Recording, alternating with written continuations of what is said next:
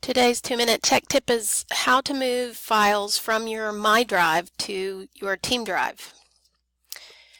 So lots of teachers here at Dunbar have shared folders that they have shared with their fellow teachers or their PLCs, but those are located in My Drive.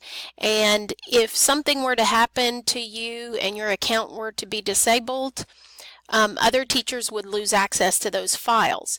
So the best location for those files in PLC things is under Team Drives, which you can set up your own by going to Team Drive and then clicking New and creating your own. Or several have been created and you could put things under the, for example, the PLD Math might have an Algebra 2 and so on. When you have a file over here that's in your My Drive and you want to move it to your Team Drive, if you click on that arrow there, it will show you all of them, and then as you click on the arrows you will see more. And you can just click and drag and move things over. Now, if you don't own the file that's in the shared drive, so for example, if you have a file in here that was created by someone else, it might not let you move. So that other person who owns that file might have to move it. But it will not let me move files if I'm not the owner of the folder. So whoever owns it should be able to move it over.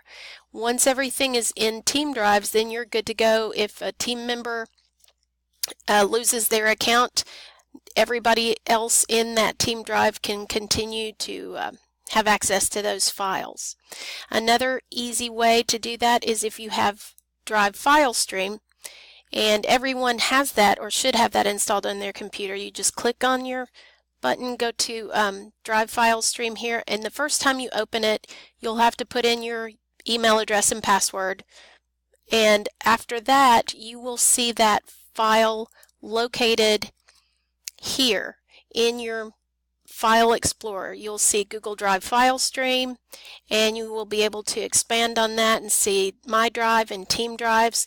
You can go to the My Drives folder, and then you can expand the Team Drives and see all of those, and then expand those again, and you can click and drag things over this way.